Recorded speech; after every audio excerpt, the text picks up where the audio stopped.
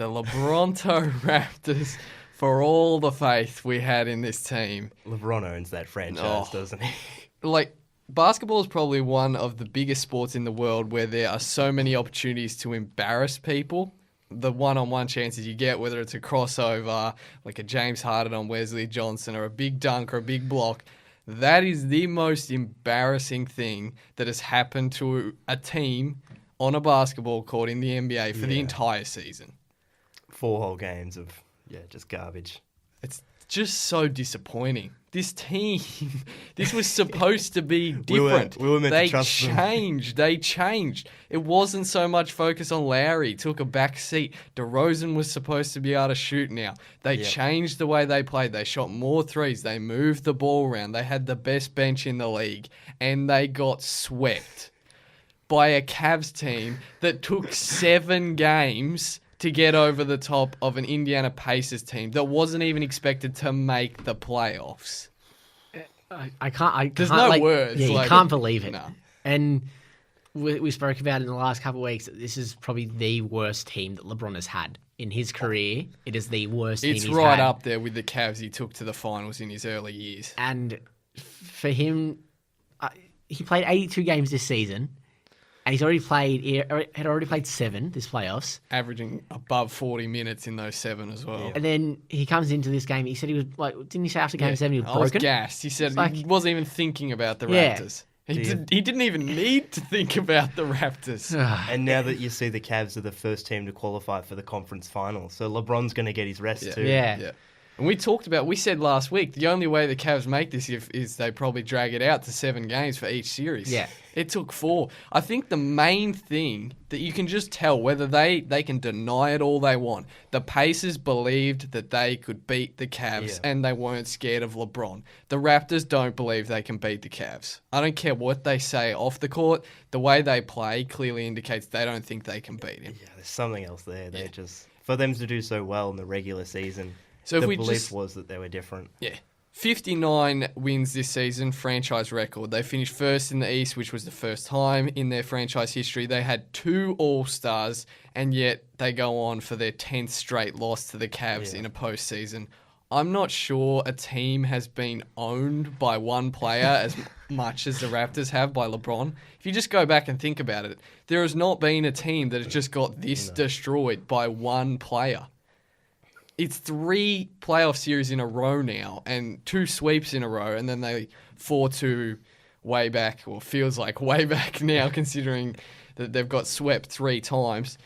A lot of it falls on Lowry and DeRozan because they're the 2 All-Stars. They're the ones who are supposed to carry them through it. If you just look at the LeBron versus Lowry and DeRozan comparison. So, LeBron had 136 points, 45 assists, 33 rebounds in 167 minutes over the series.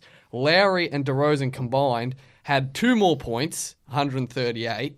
They had 1 more assist, 46. They had 3 less rebounds in 281 minutes, and that is 2 All-Stars compared to LeBron. He outplayed their 2 best players on his own. It's ridiculous.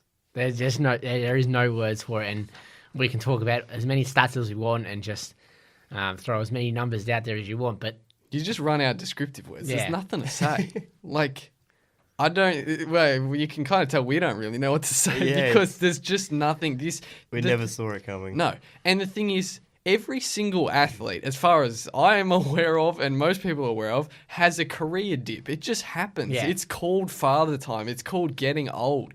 You go up, you rise up to your peak, and then you fall down. Now, eventually, LeBron will probably fall down at some stage unless he retires at the top. It might be in like 2040, but he'll fall down eventually, surely. Did at 40 years old? There was a quote somewhere where it's more of a report that in the next few seasons, LeBron wants to play off the ball. Yeah, I don't believe that. It's not going to be on this Cavs team, I tell you that. There's no one he's diverting to on this Cavs team off the ball.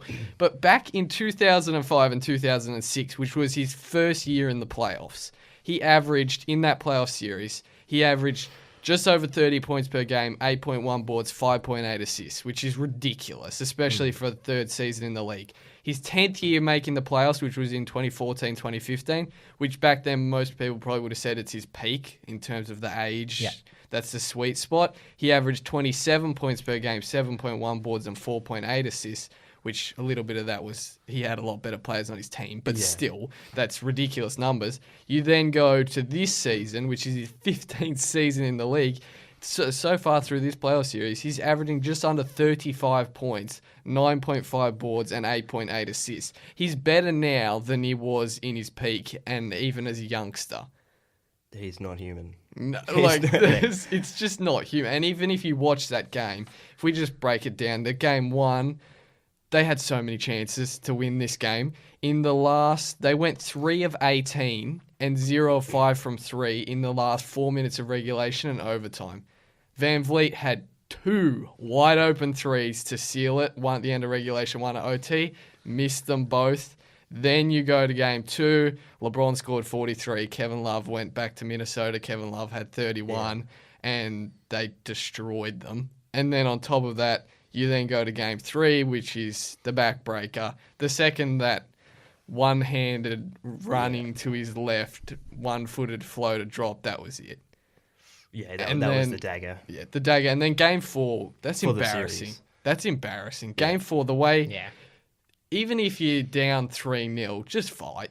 Yeah. Just show a little bit of ticker. Yeah. Just, they got thumped by 35 points. But yeah, that does happen in blowout. Yeah, but come on, you got to have a bit of pride. Surely there's got to be a bit of pride to it. DeRozan was not good. In that game 3, he sat for the final 14 minutes. So Casey rode the hot hands, which he's done all year. He hasn't been afraid to leave his bench in, but surely DeRozan's got to feature at some point. You got to think so. I think he's your best player. Despite the struggles, he's still your best player. And I think he even came out and said, I don't really even know why I sat. I probably should have been on the court, and he doesn't know why. And it's a really puzzling situation for the Raptors. Yep. And that's moving on to now. Could Dwayne Casey win Coach of the Year and be fired? There goes my unscripted question. I don't know. I think he's a genuine shot for Coach of the Year because obviously that was voted on before the playoffs. What if he gets both? Yeah, that's what I mean. Oh, yeah. What if he gets fired and he's Coach of the Year? That'd be pretty embarrassing.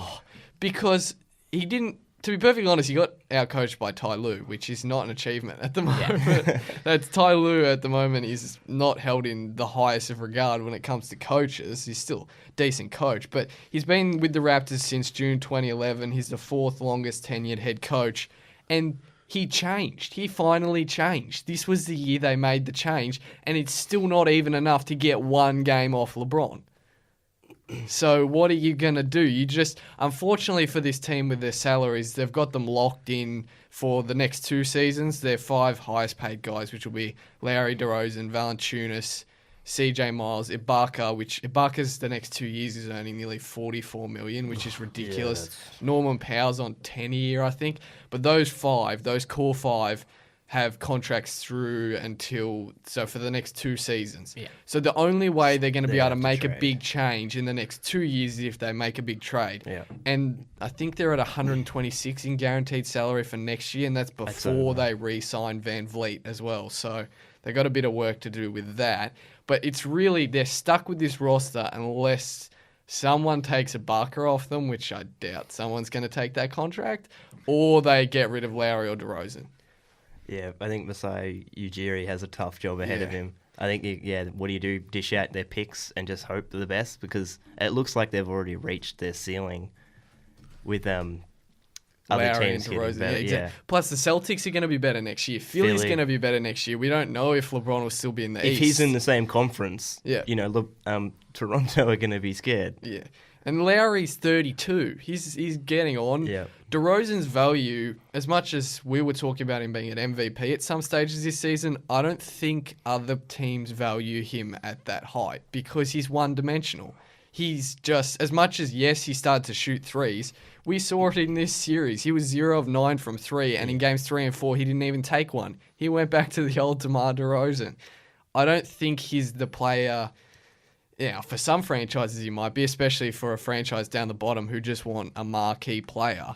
He'd be perfect. But for, I don't know, if they want to get rid of him, I'd say there will be a marker for him, but I don't think it's quite as big as what we might think it is from the outside, which is something that, as you said, Masai, and if Dwayne's still there, which I don't know, there's been, from what I heard, obviously there's nothing solid, but the whisperings were that he might be gone. Yeah, I've heard that as well. It's just doesn't look good, and well, it's embarrassing for the. It just felt like the death now. Yeah. Like it just felt like at the end of that game 4, when you're just watching their faces on the bench, it kind of felt like this is it. You're done. In a little bit, it reminded me of when the Clippers just before the offseason last year when they traded. Got rid of CP3 and then obviously Blake. I remember at the end of that playoff series, obviously there was injuries and everything, but you just sitting at it and you're going... You feel change is coming. That's it. Yeah. Like, we're done. We tried, this is as good as we got, and we're finished now. So that's what it felt like, which is disappointing because this has been a really good team, but it just has the same issues every year. So, and the fundamental thing is they have a mental roadblock with LeBron. They also have a physical roadblock in terms of they will rely on a rookie to defend him. As good as Anunoby played, and he is a really good rookie, he's a rookie. Yeah. And LeBron played him like he was a rookie. So there's no one who can stop LeBron, but you got to have someone who can at least slow him down. Because when he's allowed to do that, but like, unless they, I don't know what they can do to slow him they down. go and make this huge blockbuster trade and trade for Kawhi Leonard, like, and Kawhi Leonard becomes Finals MVP. Kawhi Leonard, like that's the only situation I see that they stop LeBron in the playoffs. Very true, and they're going to give up a Barker, and Pop's going to take a Barker for Kawhi. So Pop turns a Barker into he probably could. I mean, all NBA player. Popovich could turn anyone into an all NBA player, but I don't think the Spurs are going to bite on that one. LeBron did get some help, though. Let's give a little bit of credit, because we talked about no other Cavs scored over 20 or above in the first round series. In game 1, JR scored 20. Kyle Korver had 19. Even Jeff Green and Tristan Thompson combined for 30 points. Tristan Thompson actually played all right.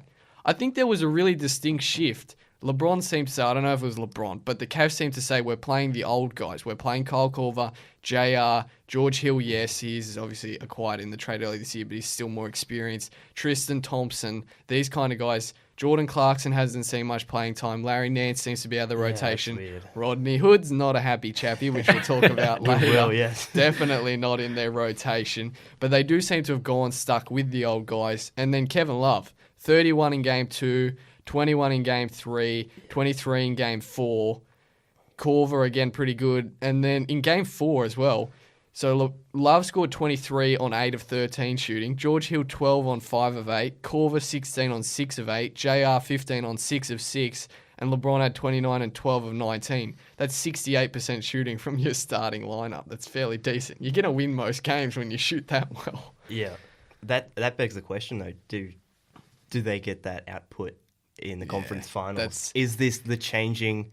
Are they just shifting into gear now? That's what's so confusing about this Cavs team, because this looked really good. But did it look really good because the Raptors simply cannot compete mentally and then translates to physically with this team? Because we just saw a week ago they got pushed to 7 and looked awful by the Pacers. Yeah. I don't know if... Now, all likelihood is probably going to be the Celtics. I'm hoping Philly's still a shot, but it's probably going to be the Celtics that they're facing. That is the best defense in the league, so we'll have to see how they go. And the fact that the Celtics could make it to the finals with the injuries they've had is borderline ludicrous. But I think that they would push them a lot further than the Raptors would. I think at the start of this playoffs, we were kind of like, oh, yeah, it'll be Toronto, Philadelphia, like Cleveland, no good, Boston injuries, and now we're about to see a Boston-Cleveland conference finals. Like the 3-0 scorelines for those two when they were 3-0 has got to be the least likely 3-0s of all time. Like even for a Boston seed that had the home court advantage, but we knew how crippled they've been with injuries throughout this season. They've been so unlucky, and it's like we talked all the way through the season about how this isn't their time. Like they've got such a young core, and they're meant to be challenging a couple of years from now. And suddenly they're one game away from a conference finals and against a team that they legitimately could beat, depending on what Cleveland shows up. That's it. That's the big question. Which Cleveland shows up, and can they stop the supporting cast and force basically LeBron to win every game like the Pacers did back in the first round. We'll have to wait and see with that one. But yeah, so disappointing by the Raptors. So disappointing. Brownie's been preaching it all season, and I spent an entire episode nearly trying to persuade everyone that they were the real deal, and I'm done. I'm sorry, Raptors. Yeah. I tried. Never again. That was just soul destroying for that franchise. Well, what do they have to do for us to trust them again?